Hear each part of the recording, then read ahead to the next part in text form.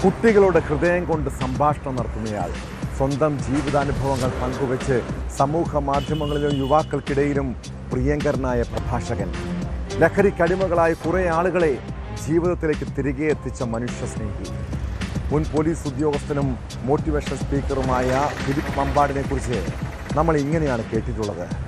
അയാളെ നേരിൽ കാണാനും വാക്കുകൾ കേൾക്കാനും പലരും ആഗ്രഹിച്ചിട്ടുണ്ട്. എന്നാൽ ഒരൊറ്റ ദിവസം കൊണ്ട് അയാളെക്കുറിച്ചുള്ള നമ്മുടെ സങ്കല്പങ്ങളൊക്കെ കീഴ്മേൽ മറിയുകയാണ്. ഒരു തലമുറയ്ക്ക് വഴികാട്ടിയായ ഫിലിപ്പ് മമ്പാട് ഒരു പെൺകുട്ടിയെ പീഡിപ്പിച്ചെന്ന് കേൾക്കുമ്പോൾ വിശ്വസിക്കാൻ പ്രയാസമായിരിക്കും. മാനസിക വൈകല്യമുള്ള 16-കാരിയെ ലൈംഗികമായി ചൂഷണം ചെയ്ത കേസിൽ ഫിലിപ്പിനെ മലപ്പുറം നിലമ്പൂർ പോലീസ് അറസ്റ്റ് ചെയ്തു.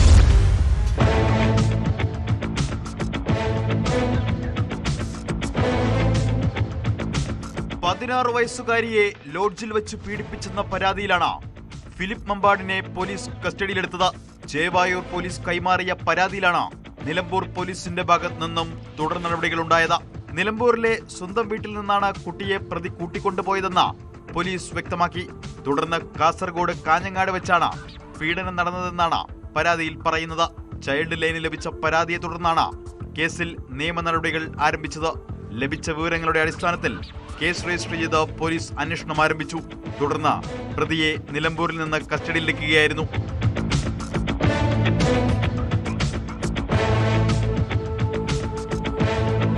മാനസിക വെല്ലുവിളി നേരിടുന്ന പെൺകുട്ടിയെ രക്ഷിതാക്കൾ കൗൺസിലിംഗിനായി ഫിലിപ്പ് മമ്പാടിനെ ആശ്രയിച്ചിരുന്നു.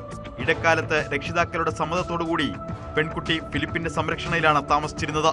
ഇതിനിടെ പെൺകുട്ടിയുടെ രക്ഷിതാക്കൾ അറിയാതെ കാഞ്ഞങ്ങാട് കൊണ്ടുപോയി ഉപദ്രവിച്ചുവെന്നാണ് പരാതി. 2025 സെപ്റ്റംബർ 3-4 തീയതികളിലാണ് കേസിനാസ്പദമായ സംഭവം. രക്ഷിതാക്കളുടെ അറിവില്ലാതെ അതിജീവിതയെ കൊണ്ടുപോയി. പീഡനം, പോക്സോ വകുപ്പുകൾ എന്നിവ ഉൾപ്പെടെ ചുമത്തിയാണ് FIR.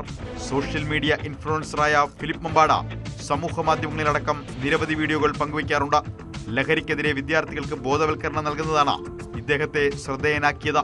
കേരള പോലീസിൽ സബ് ഇൻസ്പെക്ടറായിരിക്കെ ഫിലിപ്പ് മമ്പാട് സ്വയം വിരമിക്കുകയായിരുന്നു.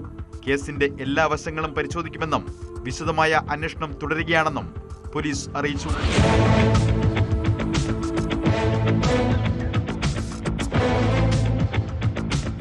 ന്യൂസ് 18 മലപ്പുറം.